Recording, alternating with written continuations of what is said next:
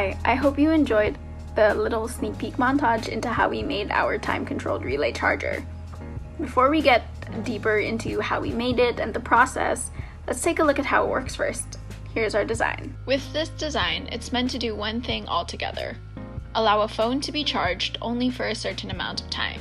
To make this system come together, we use several components which can be divided into 5 main sections. First, the Arduino. It is responsible for sending signals and changing which pins of the 7-segment display receive power, so it changes its display and acts as a timer. It also lets the relay charger know when it can act as a closed switch or know when the timer is running by sending a 5-volt signal to it. Second, the 7-segment display. As its name suggests, it is used as a changing display for the time left that the circuit will be closed for the relay charger, allowing the user to know how long it has left to charge. As you can see, there were initially 3 7-segment displays included in the design, but due to an incident with one of the displays, our design was modified to use only 2 in practice. Third, the push buttons. It acts as a physical input device to let the Arduino know when to pause and resume the timer for the charging in the program. Fourth, the 74HC04 hex inverter. This is connected to the ground pins of the 7-segment displays, which help push power to them, while it is also connected to the main ground of the circuit. And lastly, the relay charger. It uses a 5-amp relay module connected to a USB hub and an external power source. It acts as a switch to let the charger know to allow current to pass through the cable from the power source to the phone or device being charged. Now that we know how our device works, let's go meet up with my group mates to see how we came up with this idea. Hello. Hi! So now that we're complete, we can go into how we got to this idea, this project right here. Yes. So, one of the most common problems between the 3 of us is our battery lives on our phone, and of course we want our phone to be fully charged when we wake up. But charging it overnight isn't really the solution because it ruins our battery life. So we tried to come up with a solution to this problem. And one of the things we came up with was a timer so that it stops charging after a certain amount of time to also save our battery life. So this was born. Ta-da! While phones have their own way of managing battery, it's sometimes unreliable, which is why adjusting the power that is driven into the charger physically using these relay components would be a better fail-safe method of knowing that you're only charging your phone over a specific amount of time. Which is a sleigh. So today we are here with our beneficiary, and we'll be demoing how the project works and showing it work. Yes. So first, this is, as you can see, this is his iPad. It is not charging as of now, but that will change. Just keep that up there. So first you have to press this button to start the mechanism. Press it again. There. As you can see, as it counts down, it starts to charge. So one of the things that was programmed into this experiment is we can change how the time works for the timer.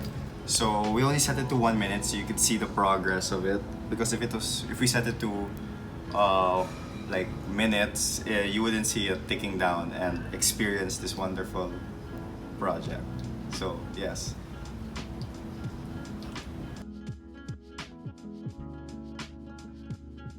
Zeke, give us a background on who our beneficiary was. Our beneficiary is Angelo Bernardo. He is one of my teammates, and he's always been complaining about the battery health of his iPad, especially since his iPad is an Air.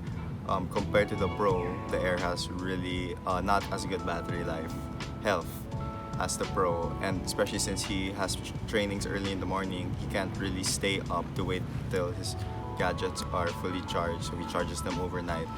And as you know, when you charge things overnight, the battery health of it goes down and it doesn't last as long as when you first started with.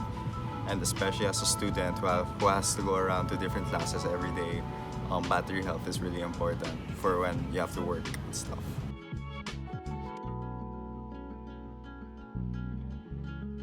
So for my contribution for this project experiment, I was tasked with outsourcing all of the items and getting all of it for our experiment. So this particularly dealt with communicating with certain component shops such as eGizmo. And since eGizmo had a lot of items that were out of stock or we couldn't get in time, I also had to speak with Maker Labs. And yeah, it was just dealing with all of that. Though there were some blunders, I think it went somewhat smoothly. The only blunder we had was that the LED for the 7th segment was much bigger than we anticipated. Okay, so once after receiving the materials from Zeke, I was responsible for constructing the circuit and also drafting it. So we first drafted it on Tinkercad, which gave an emulation on how we were going to construct the circuit physically and also determine which materials we're going to buy.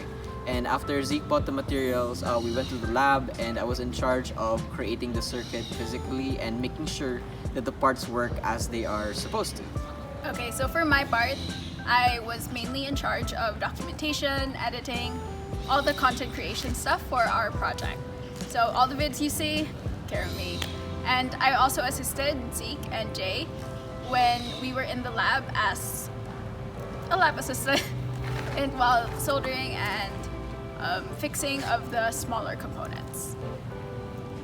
Okay, editing cat with Zeke and Jay. We forgot to film an outro, so thank you. Please don't subscribe. Please give us a good score, sir. Your iPad kid's out. Slay!